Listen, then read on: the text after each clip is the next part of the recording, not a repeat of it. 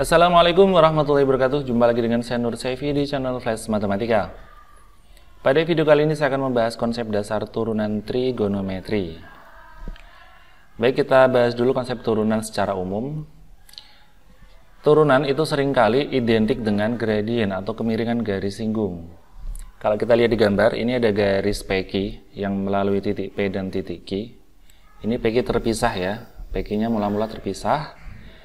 Titik P koordinatnya adalah x, fx, kemudian titik Q adalah koordinatnya x plus h, fx plus h. Kita tahu di SMP bahwa gradien itu rumusnya adalah y2 min y1 dibagi x2 min x1. Nah, ini anggap saja P itu x1 y1, Q itu x2 y2.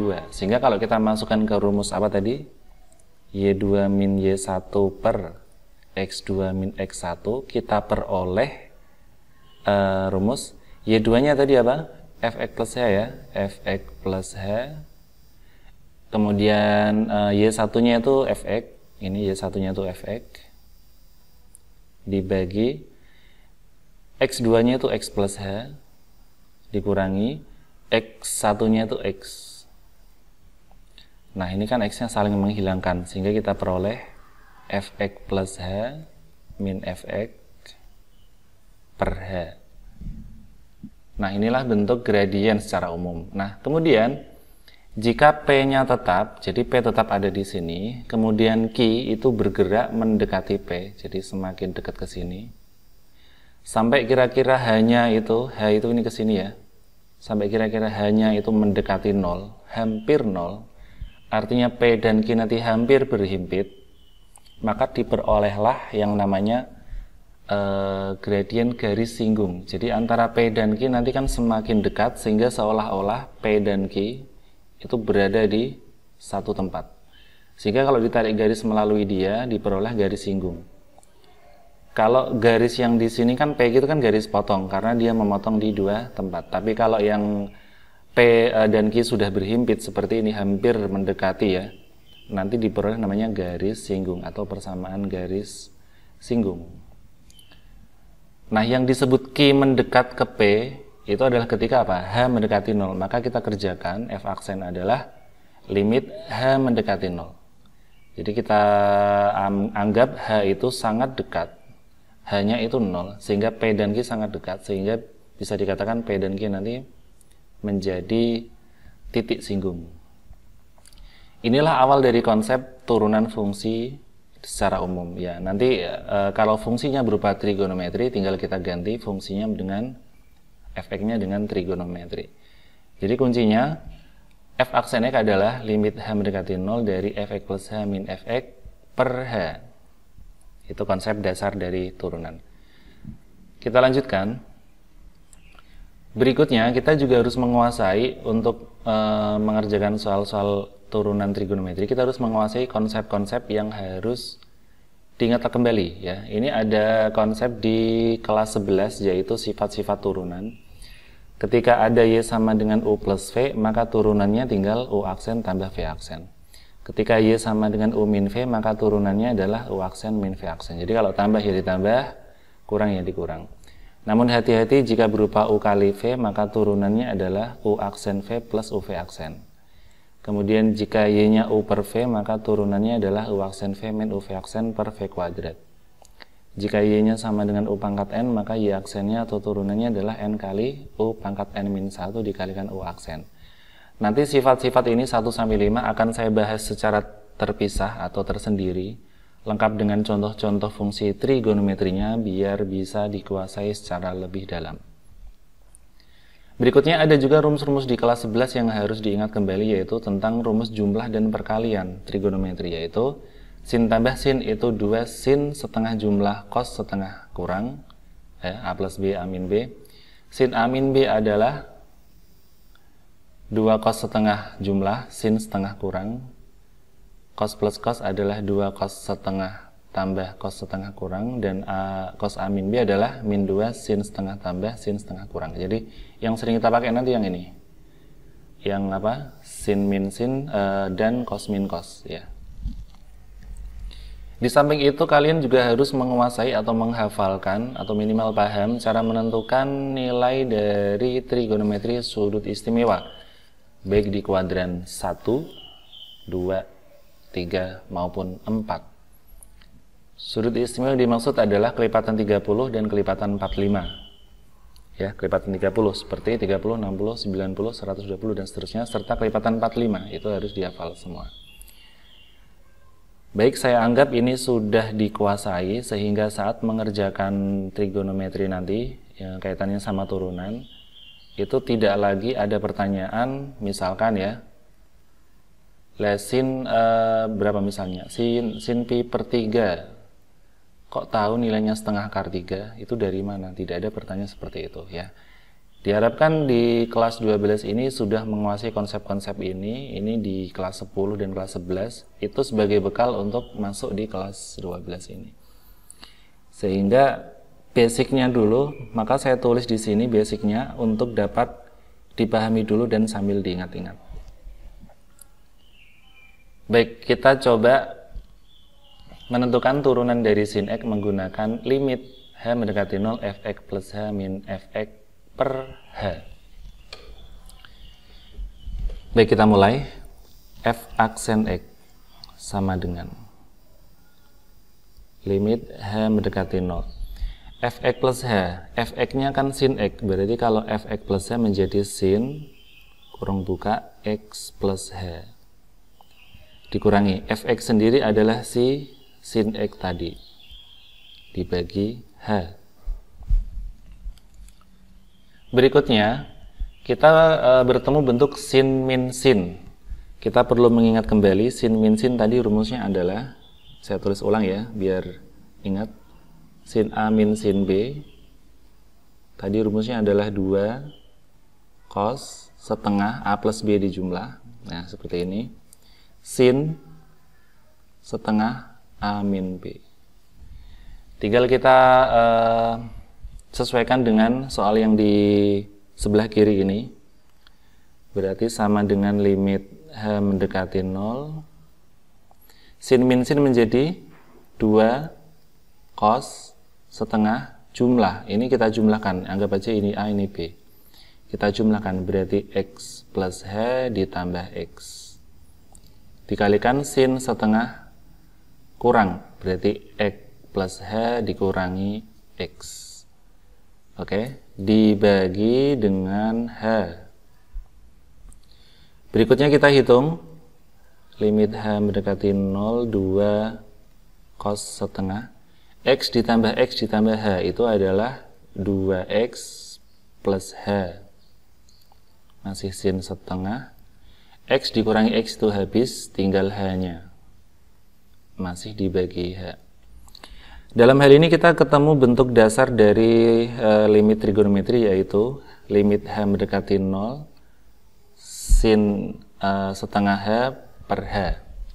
Mari kita pisahkan masing-masing limitnya menjadi limit h mendekati 0 dari 2 cos setengah 2x plus h dikalikan limit h mendekati 0 dari, ini yang saya lingkari ya, sin setengah h dibagi h. Di konsep limit kita sudah pernah belajar bahwa kalau ada sin setengah h dibagi h itu hasilnya langsung setengah. Jadi harap sudah paham. Kemudian yang ini kita tinggal masukkan nilai h-nya, berarti 2 cos setengah. Karena hanya 0 kita masukin 2x ditambah 0. Di sini ada 2, ada setengah bisa kita sederhanakan, tersisa cos setengah dari 2x. Cos setengah 2x adalah cos x. Dengan demikian turunan sin x ternyata adalah cos x. Nah, ini adalah contoh cara menggunakan limit h mendekati 0 fx plus h min fx per h untuk menentukan turunan suatu fungsi. Baik, pada contoh kedua, kita coba menurunkan cos x. Nanti apa turunannya? Oke, kita tulis dulu f aksen x sama dengan limit h mendekati 0. fx plus h, kita ganti fx-nya dengan ini cos. Kalau fx itu cos x, kalau fx plus h tinggal x-nya diganti x plus h menjadi cos kurung buka x plus h. Dikurangi fx berarti cos x itu sendiri dibagi dengan h. Di sini kita bertemu bentuk cos min cos. Yang perlu kita ingat bahwa cos A min cos B sudah pernah saya tulis di slide kedua tadi. Cos A min cos B adalah negatif 2 sin setengah jumlahnya dikalikan sin setengah kurangnya. Oke, coba kita praktekkan di sini. Cos min cos adalah negatif 2 sin setengah jumlahnya berarti x plus h ditambah x. Jadi ini A, ini B dijumlahkan. Dikalikan sin setengah dikurangin berarti x plus h dikurangi x dibagi h. Maaf, ini limitnya belum tertulis, harusnya masih ada. Saya tulis dulu.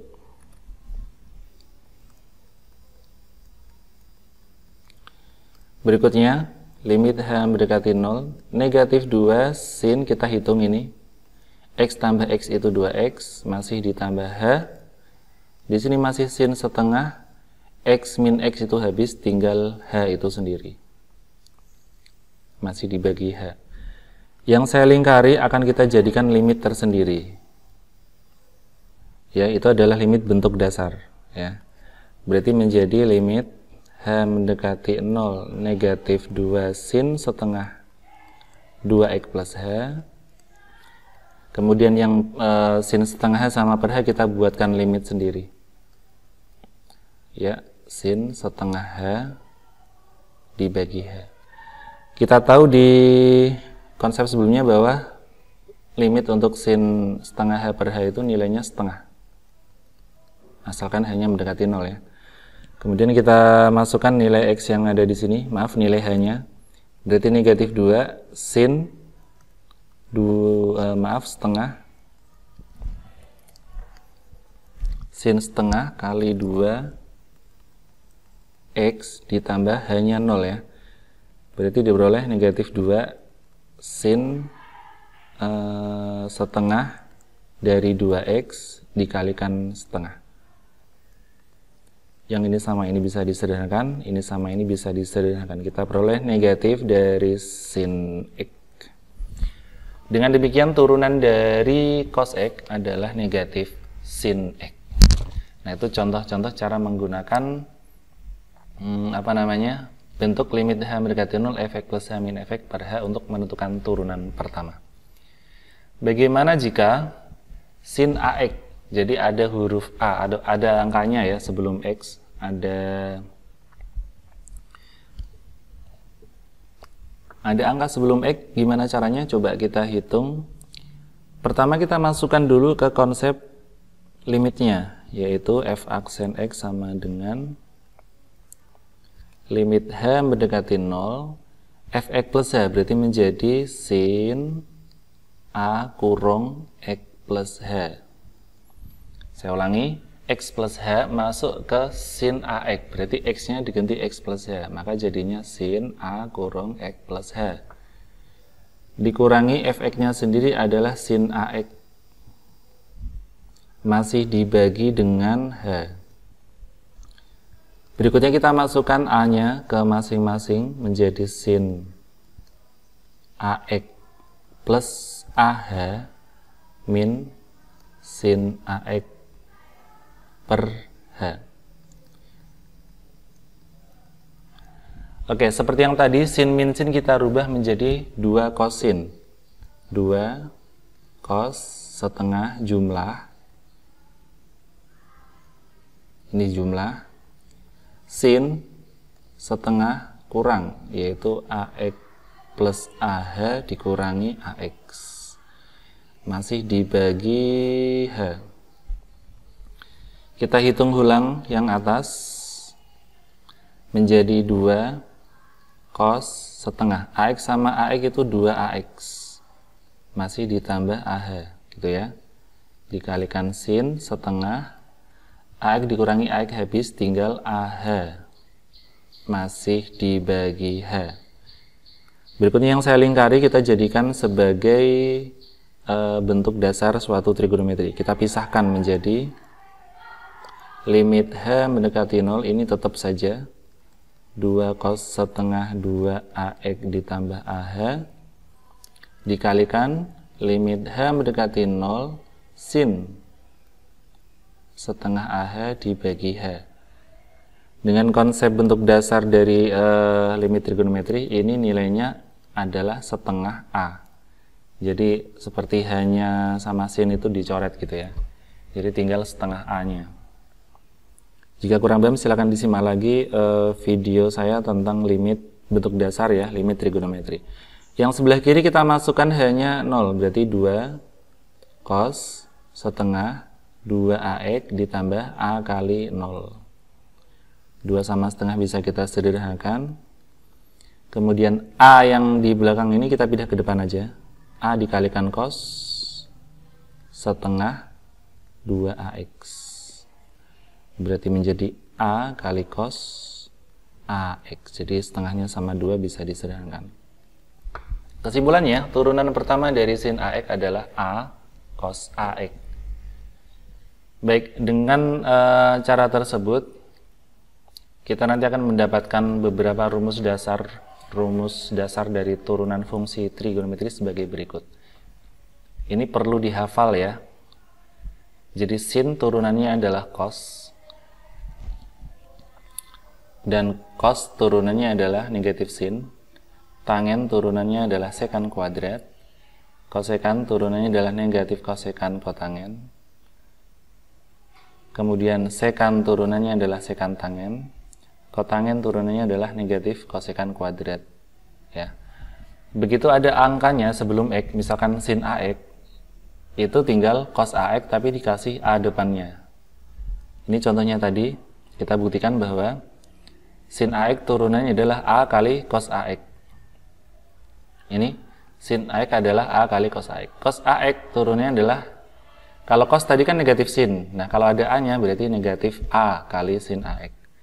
Tangen AX juga sama, mula-mula kalau tangen X saja itu sekan kuadrat ya, tapi kalau ada A-nya tinggal kasih A kali sekan kuadrat. Jadi untuk angka-angka yang di depannya X silakan nanti muncul di depannya A kali A kali A kali gitu. Baik, kita coba terapkan rumus-rumus dasar ini dalam menentukan turunan fungsi. Tapi tolong dihafal dulu, sin turunannya cos, cos itu min sin, tan itu sekan kuadrat, kosekan itu negatif kosekan kotangen, sekan itu sekan tangen, dan kotangen itu negatif kosekan kuadrat. Ya, ada 6 ya yang harus dihafal. Baik, kita coba terapkan di sini. Tentukan turunan pertama dari setiap fungsi berikut. Di sini sin 3x berarti f aksen x sama dengan, karena sin 3x itu turunannya cos 3x. 3x berarti di sini ada angka 3. Yang kedua, cos 5x. Cos 5x itu turunannya negatif dari sin 5x. Karena 5x ada 5-nya, di sini 5 kali. Tadi ya, rumusnya kan A kali gitu, negatif A kali sin. Oke, berikutnya untuk f aksen dari 4 tangen 2x. 4 kita tulis. Tangen 2x sendiri adalah, tangen itu turunannya sekan kuadrat. Turunnya adalah sekan kuadrat dari 2x. Karena 2x ada 2-nya, kita kasih 2 di sini. Jadinya 8 kali sekan kuadrat 2x. Fx sama dengan 2 sekan 5x. Turunan pertamanya adalah sekan, turunannya adalah sekan tangen. Berarti 2-nya kita tulis dulu. Sekan 5x turunnya adalah sekan kali tangen. Turunannya 5x, atau karena ada 5-nya kita kalikan 5 di sini. Kita tulis ulang menjadi 10 sekan 5x dikalikan tangen 5x. Jadi kuncinya hafal dulu ya ke 6 bentuk tadi. Yang E, turunan dari kotangen ya. Turunan dari kotangen kita tulis 3 kita tulis. Turunan dari kotangen adalah negatif kosekan kuadrat 6x. Karena 6x ada 6-nya, kita kasih 6 di sini. Sehingga 3 kali negatif 6 itu negatif 18 dikalikan kosekan kuadrat 6x. Baik, berikutnya kosekan turunannya adalah negatif kosekan kotangen. Berarti f aksen x sama dengan 6 kita tulis. Rumusnya kan negatif kosekan kali kotangen. Karena ada 3x-nya ada 3, kita kalikan 3 di sini. Sehingga kalau kita kalikan negatif 18 kosekan 3x dikalikan kotangen 3x. Baik, itu dia konsep dasar dari turunan fungsi trigonometri. Silakan dikuasai betul-betul untuk konsep dasar ini, karena untuk masuk ke materi berikut-berikutnya ini nanti sangat dipakai ya. Jadi kalau ini tidak bisa, nanti di materi berikutnya akan bingung dan mengalami kesulitan. Baik, sampai sini dulu untuk video kali ini. Semoga bermanfaat. Jika kalian suka, silakan klik like. Jika kalian ini merasa ini bermanfaat untuk teman-teman kalian, mungkin saudara kalian atau untuk Bapak Ibu, mungkin untuk murid-muridnya, silakan klik tombol share, bagikan ke sosial media. Baik, sampai jumpa di video berikutnya. Assalamualaikum warahmatullahi wabarakatuh.